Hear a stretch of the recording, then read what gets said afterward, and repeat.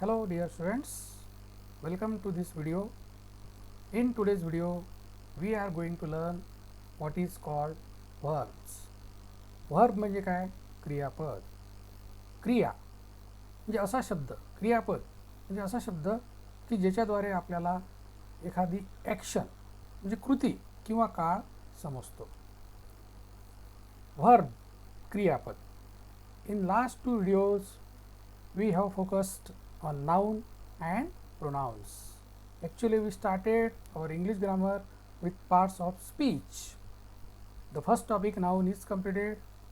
The second topic is pronoun, that is also completed in previous two videos. In today's video, let us learn about verb. But if you will practice these things again and again daily, then only you can understand. Practice is very much necessary. A perfect practice is necessary to become perfect. Definition, we can define verb in this way. A verb is a word that shows some action or tense. बघा, क्रियापद म्हणजे असा एक शब्द आहे की जो काहीतरी कृती दाखवतो, ॲक्शन, कृती, किंवा टेन्स म्हणजे काळ दाखवतो, whether it is present, past or future. तर फार इंटरेस्टिंग थिंग आहे. Verb is very interesting thing and it plays a very vital role in English. क्रियापदाचे अनेक प्रकार आहेत. काही सहाय्यकारी क्रियापद आहेत, काही मुख्य क्रियापद आहेत. तर आपण बघूया व्हॉट इज कॉल्ड सहाय्यकारी क्रियापद म्हणजे ऑक्झिलरी वर्ब आणि मुख्य क्रियापद म्हणजे main verbs. Types of verbs are there. Number 1 is auxiliary verbs म्हणजे सहाय्यकारी क्रियापद किंवा क्रियापदे, अनेक वचन जर विचार केला तर. Auxiliary verbs can also be called as link verb, supporting verb और हेल्पिंग वर्ब्स. सहाय्यकारी क्रियापद यांना अनेक नाव आहेत. Auxiliary verb, helping verb, supporting verb, link verb या सगळ्यांचा अर्थ एकच आहे, सहाय्यकारी क्रियापद किंवा क्रियापदे. यांच्या अर्थामध्येच यांचा अर्थ दडले, नावामध्येच अर्थ दडलेला आहे. बघा, सहाय्यकारी क्रियापदे सहाय्य करतात. ते सहाय्य कसे करतात हे आपण बघू. In this video we are going to learn. नंतर मुख्य क्रियापद. मुख्य क्रियापद म्हणजे काय आणि सहाय्यकारी क्रियापद म्हणजे काय हे आपण आजच्या या व्हिडिओमध्ये बघणार आहे. कुणाला सहाय्यकारी क्रियापद म्हणायचं, कुणाला मुख्य क्रियापद म्हणायचं, ते त्यांचे फंक्शन्स काय, त्यांचे कार्य काय हे पण आपण बघू. सहाय्यकारी क्रियापद, I will give you one hint. सहाय्यकारी क्रियापद हे आपल्याला काळ दाखवतात आणि मुख्य क्रियापद आपल्याला कृती दाखवतात. म्हणजे आपली जी डेफिनेशन आहे, a verb is a word that shows some action or tense, हा या दोन्हींमध्ये अंतर्भूत आहे. एक, ऑक्झिलरी वर्ब्स काळ दाखवतात, weather it is present, past or future, आणि मुख्य क्रियापद हे आपल्याला कृती आणि काळसुद्धा दाखवतात. तर चला, let us learn auxiliary verb in detail. Auxiliary verbs म्हणजे सहाय्यकारी क्रियापद. They are also called link verb, supporting verb and helping verb.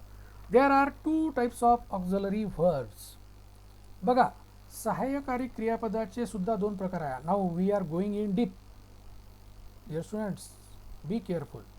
जसे आपण शिकत आहोत, नाम म्हणजे नाव, त्या नामाचे अनेक प्रकार आहे, 5. सर्वनाम म्हणजे प्रोनाउन, याचे अनेक प्रकार आहे, 4 बघितले आपण. त्याचे आणखीन डिटेलमध्ये आहे. So it goes in detail, it goes in deep. So we should be very careful while learning all these things. If you will have this knowledge in detail, your English will become easier and you will enjoy it. बघा, auxiliary verbs. There are 2 types of auxiliary verbs. सहाय्यकारी क्रियापदाचे 2 प्रकार आहेत. They are called primary auxiliary verbs and modal auxiliary verbs. तर सुरुवातीला आपण बघू what are called primary auxiliary verbs.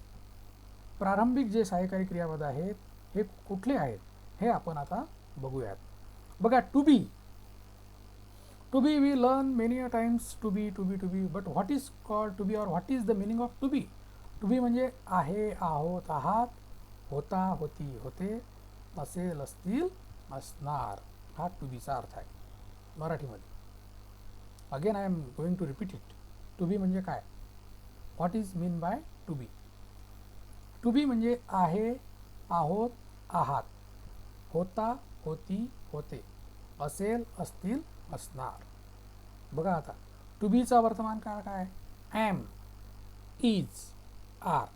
किंवा टू बीचे वर्तमान काळातील सहाय्यकारी क्रियापद कुठले आहे? Am, is, R.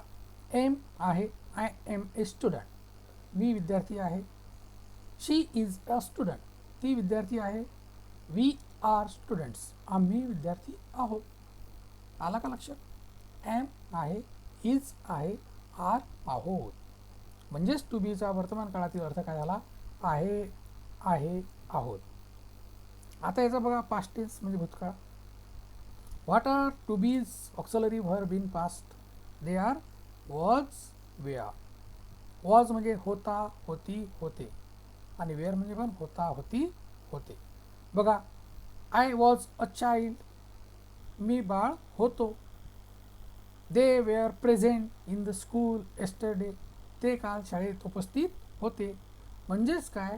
टू बीचा भूतकाळाचा अर्थ काय? वॉज आणि वेअर म्हणजे होता, होती, होते. It's very interesting. आणि टू बीचा भविष्यकाळ बघा काय? शॅल बी, विल बी, असेल, असतील, असणार. I shall be a doctor, मी एक डॉक्टर होईल. They will be present in the school tomorrow, ते उद्या शाळेत उपस्थित असणार. म्हणजेच त्याचा अर्थ काय आहे? असेल, असतील, असणार. शॅल बी आणि विल बी. टू बीचा अर्थ लक्षात आला आता सर्वांना? टू बी म्हणजे आहे, आहोत, आहात, होता, होती, होते, असेल, असतील, असणार. Am, is, are present tense वर्तमान काळ आहे, आहोत, आहात. पास्ट टेन्स वॉज, वेअर भूतकाळामध्ये होता, होती, होते. आणि भविष्यकाळ future tense shall be, will be, असेल, असतील, असणार. बघा आता टू हॅव. आता ह्या हॅवचे मेनी फंक्शन्स आहेत. There are many functions of have. Have is an auxiliary verb. याचा प्रेझेंट टेन्स काय बघा? हॅव. हॅव आणि हॅज. आता it indicates the relationship, it indicates our body parts, or it indicates the possession. It is used for forming all types of perfect tense: present perfect, past perfect, future perfect. And if we have to use have to is another auxiliary verb which helps to show our duties or our necessities. So this auxiliary verb plays different roles. Now in present tense, have and has. have म्हणजे आहे, आहोत, आहात, आणि हॅजचाही अर्थ तोच आहे.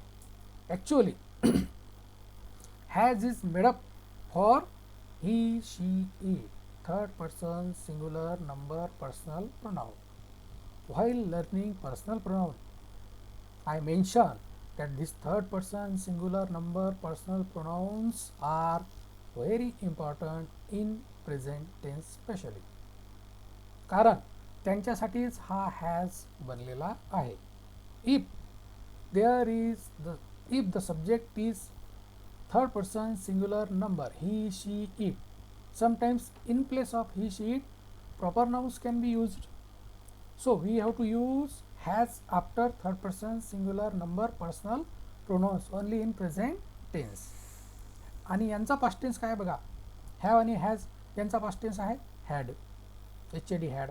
मग though it is singular और plural, though it may be any person, first और सेकंड और third person, in past tense there is no change. We have to use had after any person, after any subject. करता कुठलाही असू द्यात मग आपल्याला भूतकाळामध्ये हॅडच वापरावा लागेल.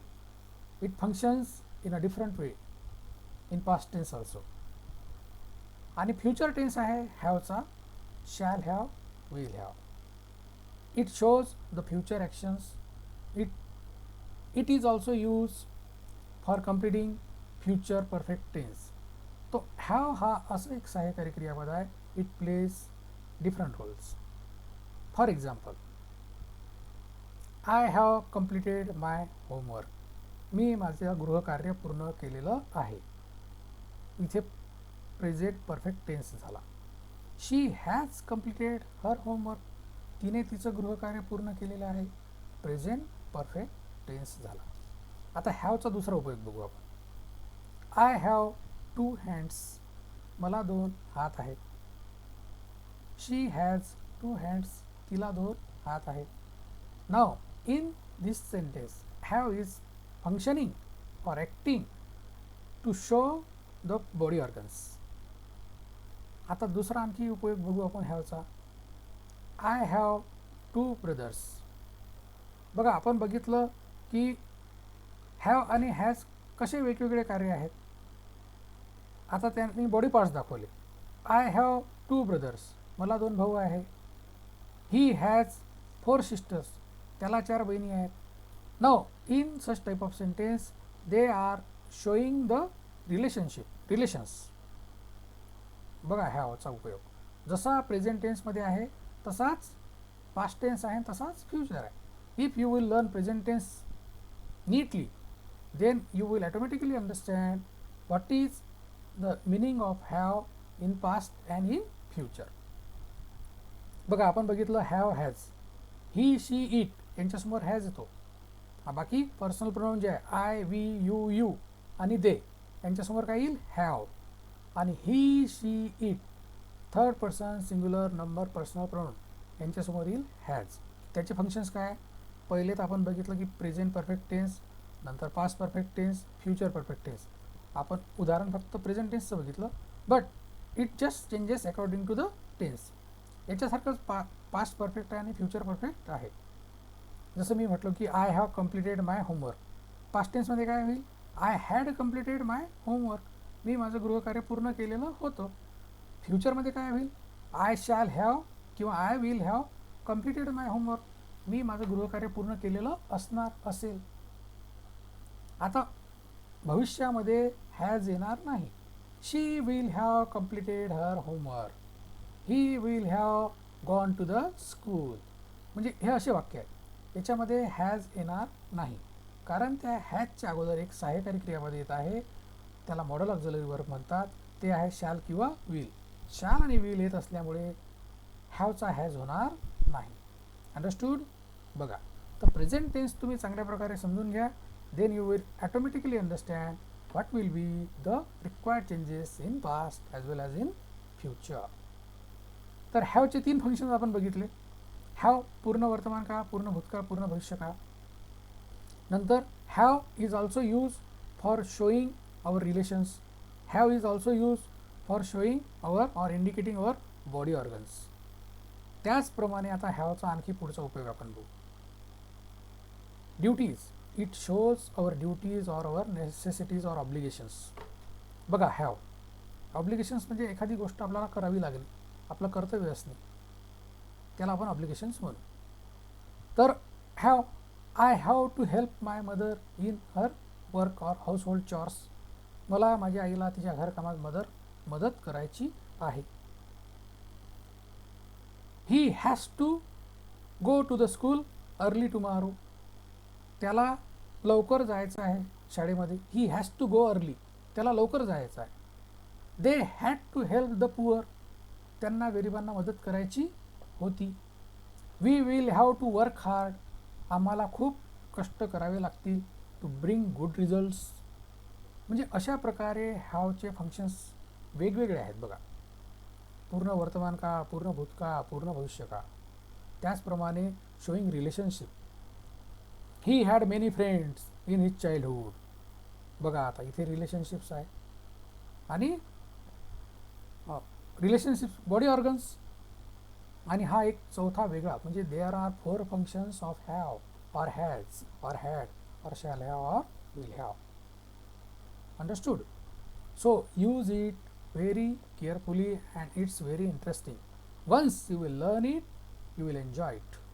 Now the third primary auxiliary verb is do. तिसऱ्या प्रकारचं सहाय्यकारी क्रियापद आहे डू. बघा हे असं सहाय्यकारी क्रियापद आहे की as an auxiliary verb it doesn't have any meaning. एक सहाय्यकारी क्रियापद म्हणून याचा काहीही अर्थ नाही.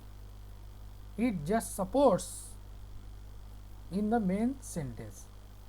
Actually, the functions of auxiliary verbs are to ask questions and make the sentence negative. सहाय्यकारी क्रियापदाचे कार्य काय आहे? प्रश्न विचारण्यासाठी सहाय्य करणे किंवा वाक्य नकारार्थी करण्यासाठी सहाय्य करणे. NOT not. वाक्य जर एखादा नकारार्थी करायचं आहे तर ते फक्त नॉट लिहून चालणार नाही, तर त्या नॉटला आपल्याला सपोर्ट पाहिजे, सहाय्य पाहिजे. तर मग सहाय्य कोणाचं पाहिजे? कुठल्या तरी सहाय्यकारी क्रियापद. Any auxiliary verb we have to use to support not to make a sentence negative. आणि हेच यांचे कार्य आहे. The functions of auxiliary verbs are to ask questions and make the sentence negative. बघा डू. डूचा सहाय्यकारी क्रियापद म्हणून काहीही अर्थ नाही. डूचा मुख्य क्रियापद म्हणून अर्थ आहे. डू म्हणजे करणे. Do, did, done, doing, does हे मुख्य क्रियापद झालं. परंतु सहाय्यकारी क्रियापदामध्ये त्याचे 3च रूप आहे. डू आणि डज. प्रेझेंट टेन्समध्ये आहे do, does. You can see in the chart on your screen. आणि पास्ट टेन्समध्ये त्याचा अर्थ आहे डीड. त्याचं स्वरूप आहे डीड. म्हणजे डूचा फक्त वर्तमान काळ आणि भूतकाळ आहे, भविष्यकाळ नाही. There is no future form of do as an auxiliary verb. Do, does आणि डीड. तर मग यांचं फंक्शन्स काय? बघा, डू हा कोणासमोर येतो? आय, वी, यू, दे यांच्यासमोर येईल डू. आणि डज कोणासमोर येईल? He, she, it, again.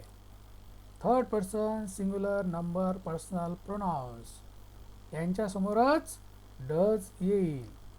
While learning third person singular number personal pronoun I mention that after these 3 subjects or third person singular number personal pronoun म्हणजे तृतीय पुरुष एकवचनी सर्वनाम यांच्यासमोरच क्रियापदाला यस किंवा यस लागतो. मुख्य क्रियापदाला यांच्यासमोरच डज येतो आणि यांच्यासमोरच हॅज येतो. ते फक्त यांच्यासाठीच बनलेले आहे. Be careful. बघा, आय लाईक आईस्क्रीम असं एक वाक्य आहे. हे नकारार्थी कसं कराल? I don't like ice cream. समजलं? आता नॉट. आय डोंट म्हणजे do not. I not like ice cream. Does it sound well? ऐकायला छान वाटतं का? I not like ice cream? No. मग आपण काय म्हणू? I do not like ice cream. आता शी लाईक्स आईस्क्रीम. तिला आईस्क्रीम आवडते. परंतु तिला आईस्क्रीम आवडत नाही कसं म्हणाल? शी doesn't or does not like ice cream. म्हणजे तिला आईस्क्रीम आवडत नाही. बघा, ही, शी, इट यांच्यासमोर काय आला आता? Does. It does not, he does not असे. म्हणून आय, वी, यू, दे यांच्यासमोर येईल डू आणि ही, शी, इट यांच्यासमोर येईल डज. त्याचप्रमाणे आय, वी, यू आणि दे यांच्यासमोर येईल हॅव आणि ही, शी, इट यांच्यासमोर येईल हॅज. खूप लक्षात ठेवायचं आहे. आता डीड याचा पास्ट टेन्स आहे डू आणि डज याचा पास्ट टेन्स डीड. भूतकाळात काहीही बदल होत नाही हॅव आणि डूच्या सहाय्यकारी क्रियापदामध्ये. टू बीच्या मध्ये होतात बरं, परंतु हॅव आणि डू यांचा भूतकाळीत करता कुठलाही असू द्या, though it may be singular or plural, first person, second person, third person, singular or plural, there is no change in past tense regarding have and do. तर बघा, आपल्याला डीडचा वापर कसा करता येईल? Did he come to the school yesterday? काल तो शाळेत आला होता का? प्रश्न विचारण्यासाठी did. No, he did not come to the school yesterday. नाही, तो काल शाळेत आला. जर आला नव्हता. जर आपण असं म्हटलं no he not come to the school yesterday, it will not sound good. Did is necessary there because it is past tense and we have to make the sentence negative in past tense, so we have to use did. आता do, does, did यांचा कुठल्याही वाक्यामध्ये काहीही अर्थ नाही स्वतःचा. फक्त ते प्रश्न विचारण्यासाठी आणि वाक्य नकारार्थी करण्यासाठी सहाय्य करत आहेत, मदत करत आहेत. Do you want to help me? तुला मला मदत करायची आहे का? Does she want to go to school? Does mother listen us? आई आपलं ऐकेल का? तर हे असे प्रश्न विचारू. Yes she listens us. No she does not listen us. असे आपण वाक्य होकारार्थी नकारार्थी करू शकतो, प्रश्न विचारू शकतो. तर in today's primary auxiliary verbs we have learn what is called to be. To be म्हणजे काय, हॅव म्हणजे काय, हॅवचे फंक्शन्स आणि डू म्हणजे काय. Actually these three primary auxiliary verbs are so important. If you will learn them in detail, I request you all students to learn these auxiliary verbs in detail. Ponder over them, त्याच्यावर खूप चिंतन करा, think over them, and then you will make your own sentences and you will enjoy it. You will understand what is what. तुम्हाला लक्षात येईल मग काय काय आहे. टू बी किती इंटरेस्टिंग वर्ब आहे. Am, is, are, was, were, shall be, will be, याची आणखी 2 रूप आपल्याला पुढे बघायचे आहे. नंतर हॅवचे फंक्शन्स वेगवेगळे आहे, 4 फंक्शन्स आहे हॅवचे. नंतर डू सहाय्यकारी क्रियापद म्हणून काहीही अर्थ नाही, परंतु वाक्य नकारार्थी करणे आणि प्रश्न विचारणे याच्यासाठी मदत करतो. So these 3 primary auxiliary verbs are there. Other than these primary auxiliary verbs, there are some model auxiliary verb. नमुनेदार ऑक्झिलरी वर्ब, नमुनेदार सहाय्यकारी क्रियापद किंवा model auxiliary verb. They are also acting like primary auxiliary verbs. Actually it is one note is given at the end of the screen. What are the uses of auxiliary verbs? To ask questions and make the sentence negative. Right in the beginning of this primary auxiliary verbs, I mentioned that the functions of auxiliary verbs. What are the functions of auxiliary verbs?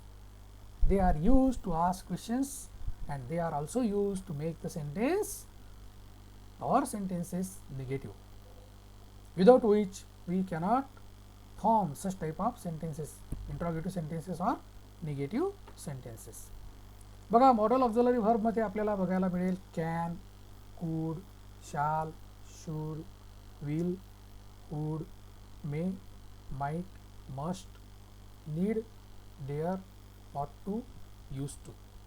Have to पण करू शकतो आपण याच्यामध्ये. बघा, can shows the ability और sometimes permission. Can it is use to show the ability or for showing any permission. Could is also used to show ability or possibility. Sometimes it shows our duties or willingness. Sometimes it is also used to ask questions. Could you please help me? तुम्ही माझी मदत कराल का? Like this. Request. Sometimes it is also should, could, would. Should, could and would. They are used to ask some request, or they are used to show our some duties or wishes. इच्छा पण प्रकट करतात. should, could, would. बघा, can shows ability, आपली लायकी, पात्रता किंवा permission, परवानगी. कुड ability, possibility, our wishes, some polite request. Could is used to form some polite request. Could, should, would, they are used to show our duties, our wishes, to form some polite requests. Shall, showing future. शॅल हा कोणासमोर वापरला जातो? बरेचदा विद्यार्थ्यांचं confusion होतं की where should we use shall and where should we use will. So dear students, I would like to mention here that shall is used after first person, singular or plural. आपल्याला first person माहिती आहे, singular I, plural we. याच्यासाठीच personal pronoun महत्त्वाचे आहे. In future we have to learn many things. Tense, voice, narration, degree, याच्यामध्ये ह्या सगळ्या मूलभूत गोष्टी फार आवश्यक आहे, पार्ट्स ऑफ स्पीच. म्हणून आपण सुरुवातच इथून केलेली आहे. So shall is use after first person singular and plural. प्रथम पुरुष एकवचन आणि अनेकवचन याच्यानंतर शाल वापरला जातो. आणि विल मग हा सेकंड पर्सन आणि third person, though it may be singular or plural. Will is use. Actually will is largely use in English. Shall is very rarely used. परंतु जर आपलं कन्फ्युजन असेल की बा काय करायचं, should I use shall or will, तर अशा वेळेस you should go for will. WILL, will. Will is an auxiliary verb. Will is a noun also. So here will is an auxiliary verb. बघा, तर मग फर्स्ट पर्सन सिंग्युलर आणि plural I आणि we यांच्यासमोर शाल वापरायचा, बाकी सर्वांच्या समोर विल वापरायचा. जर कन्फ्युजन असेल तर काय वापरायचं, विल वापरून टाका सर्वांच्या समोर. Is that clear? Now should. Should shows future tense in past. Now it is a interesting concept. Future in past हे काय बा एक वेगळंच की future tense in past. So we have to sometimes we have to mention the things which would be happen in future in the past. So for and especially for indirect narration, direct and indirect speech, याच्यामध्ये आपल्याला जर त्या अवतरण चिन्हातील वाक्यामध्ये inverted कॉमातील वाक्यामध्ये shall किंवा will आला तर आपल्याला त्याचा शुड किंवा वुड करायचा असतो. So it shows the future in past. It shows the expectation also, अपेक्षा.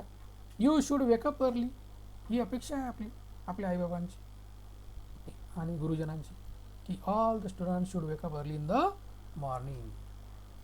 नाव विल हा कोणासमोर वापरायचा, हा फ्युचर दाखवतो. जसा शाल आहे तसा विल आहे.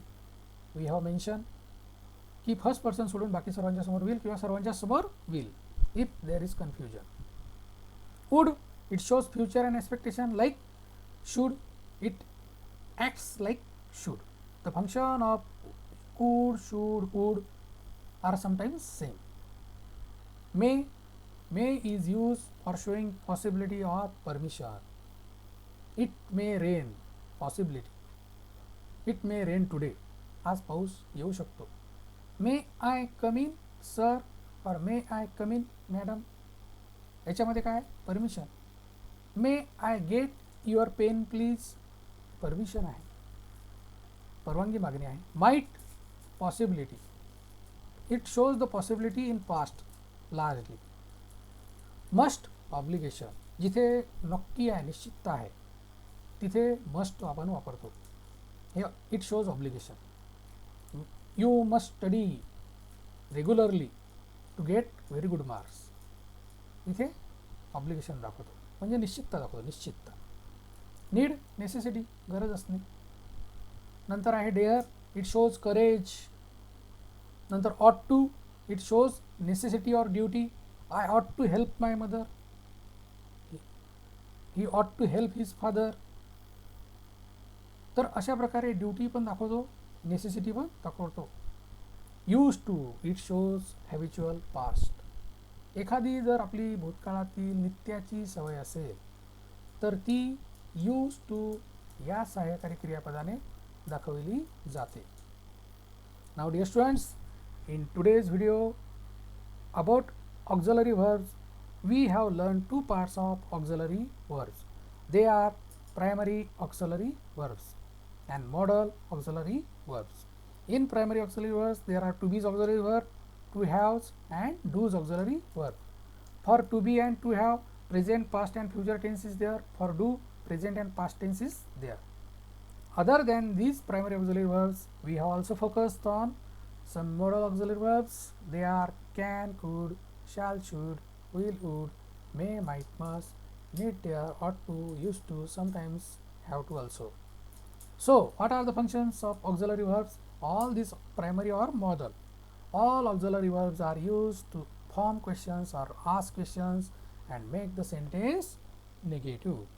Now, after completing these auxiliary verbs, let us turn to the main verb. The next topic is main verb. मुख्य क्रियापदे. बघा, मुख्य क्रियापदे, the main verbs are uncountable. मुख्य क्रियापदे आपण मोजूच शकत नाही, इतके आहेत. Many functions are just now going on. Many activities, many actions are going on across the whole world. So it is not possible to count them. मुख्य क्रियापद आपण मोजू शकत नाही इतके आहे.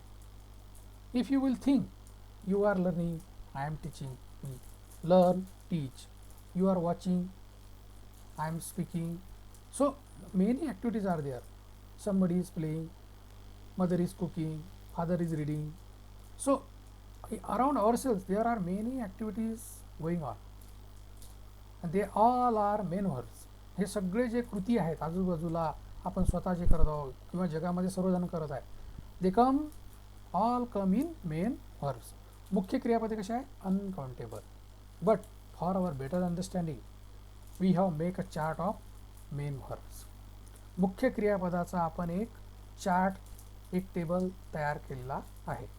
त्याला आपण शॉर्ट फॉर्ममध्ये असं म्हणू V1 2 3 4 5. व्ही म्हणजे verb, verb 1, verb 2, verb 3, verb 4, verb 5. बघा आता किती महत्त्वाचं आहे मुख्य क्रियापद. It shows action, sometimes it shows tense also. जसं ऑक्झिलरी व्हर्ब हा काय दाखवतो? काळ. प्रश्न विचारण्यासाठी मदत करतो, वाक्य नकारार्थी करण्यासाठी मदत करतो. तसा मुख्य क्रियापद बघा, हा ॲक्शन दाखवतो, कृती. Right in the beginning of this video we learn what is called a verb. A word which shows some action or tense is called a verb.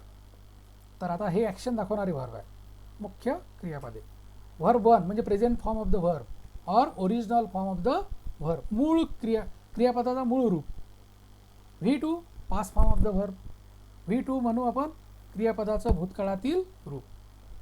आणि V3 आहे past participle of the verb. याला भूतकाळातील धातुसाधित रूप, क्रियापदाचे भूतकाळातील धातुसाधित रूप. For your better understanding I am explaining some concepts in Marathi, so that all the classes students should understand it well. बघा, V1 म्हणजे व्हर्ब 1 मूळ रूप present tense, V2 past tense क्रियापदाच्या भूतकाळातील रूप, V3 पास्ट पार्टिसिपल, नाव V4 present participle क्रियापदाचे वर्तमान काळातील धातुसाधित रूप. याला आपण म्हणू present participle. Now you look at your screen, chart is given, you can see in the chart well, and by looking at this chart you can understand the concepts very well. And V5 बघा, V5 हा कुठे असा mention केलेला नसतो व्याकरणाच्या पुस्तकामध्ये, but for students better understanding we have form it. विद्यार्थ्यांच्या खूप चांगल्या समजण्यासाठी आपण V5 केलेला आहे. तो कसा आहे बघा, जेव्हा साध्या वर्तमान काळात only in simple present tense जेव्हा करता असतो, कुठला? Third person singular number. परत आलो आपण तिकडेच, third person singular number personal pronoun. तृतीय पुरुषी एकवचनी करता जेव्हा असतो वर्तमान काळात, साध्या वर्तमान काळात, तेव्हा हा V5 वापरला जातो. उदाहरणार्थ बघा, कट, सर्वांच्या समोर कट येईल, परंतु cuts. I play cricket, you play cricket, we play cricket, परंतु he plays cricket, she plays cricket, it plays cricket, mother cooks food, father reads a newspaper. समजलं? मुख्य क्रियापदाला काय लागलं? यस किंवा इयस. He goes to the school. समजले? गोज, गोला काय लागला? इयस, गोज. तर असे V5 म्हणजे मुख्य क्रियापदाला यस किंवा इयस लागतो. केव्हा?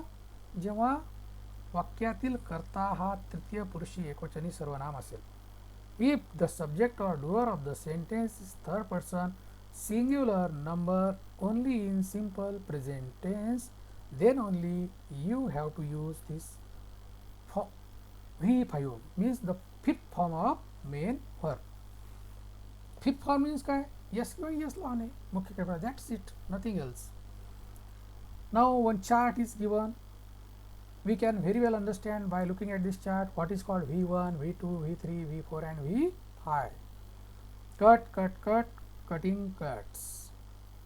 Play, played, played, playing, plays. Go, went, gone, going, goes. बघा, प्ले, प्लेड, प्लेड भूतकाळातील तेच आहे, भूतकाळातील तेच आहे. परंतु तुम्हाला हे ओळखता आला पाहिजे की what is V2 and what is V3. When we will learn tense and voice, then you will clearly understand which plate is V2 and which plate is V3 according to the tense or according to the voice. बघा आता या प्लेचं असं क्रियापद आहे की play, played, played, close, close, close. परंतु गोचं तसं आहे का? गोचं V2 बघा काय, गो, वेंट, गॉन. बघा भूतकाळ काही वेगळा आहे, भूतकाळ काही वेगळा आहे. It's past tense is different, the past participle is also different. So they are called strong verbs. ज्या क्रियापदांचा भूतकाळ आणि भूतकाळ म्हणजे V2 आणि V3 काही वेगळाच होतो त्यांना म्हणतात स्ट्रॉंग वर्ब्स. आणि ज्याचा फक्त सारखाच होतो ईडी लागून त्याला म्हणतात weak verbs. WEAK, weak verbs, not WEEK, weak verbs. बघा rub, rubbed, rubbed, rubbing, rubs. Read, read, read, reading, reads. बघा रीडचा उच्चार, स्पेलिंग बघा, स्पेलिंग काय आहे READ, परंतु मी काय वाचलं रीड, नंतर रेड म्हणजे भूतकाळ, रेड भूतकाळ, past participle, reading, reads. It is interesting. Write, wrote, written, writing, writes. Give, gave, given, giving, gives. Take, took, taken, taking, takes. तर असे क्रियापदाचं V1, 2, 3, 4, 5 क्रियापदाचं मूळ रूप किंवा present form, past form, past participle, present participle and if the doer is he, she, it. आणखी एक क्रियापद याच्यामध्ये mention करायचं राहिलं ते आय वुड लाईक टू से कम. कमचा भूतकाळ आहे केम आणि त्याचा पास्ट पार्टिसिपल आहे come again. Come, came, come, coming, comes. So you note down it, it is not mention in this chart. Come, came, come, coming, comes. E निघून जाईल बरं कमिंगचं, COMING नाही, COMING, कमिंग. आता other than these main verbs there are some auxiliary verbs. They have 5 forms. For students better understanding, we have mentioned here. Perhaps it is not given in any grammar book, but for students better understanding, some teachers suggested that it should be given, some experts they suggested. So for students better understanding, now look what is the below at the end of this chart. What is given? To be. To be म्हणजे काय? आहे, आहोत, आहात, होता, होती, होतील, असेल, असतील, असणार. याचं V1 काय आहे म्हणजे वर्तमान काळातील rook to बीचं. Am, is, R, परंतु इज इथे आला नाही कारण ते कोणासमोर येतो ही, शी, इट. तर टू बीचं वर्तमान काळातील रूप आपण बघितलं ऑक्झिलरी व्हर्ब शिकताना, modal auxiliary, primary auxiliary verb शिकताना. ॲम, इज, आर हे त्याचे रूप आहेत. परंतु या चार्टमध्ये फक्त ॲम आणि आर आहे. का बरं? कारण इज हा कोणासमोर येतो शेवटच्या कॉलममध्ये बघा, व्हर्ब 5 मध्ये बघा, इज हा ही, शी, इटच्या समोर येतो म्हणून तो तिकडे मेन्शन केलेला आहे.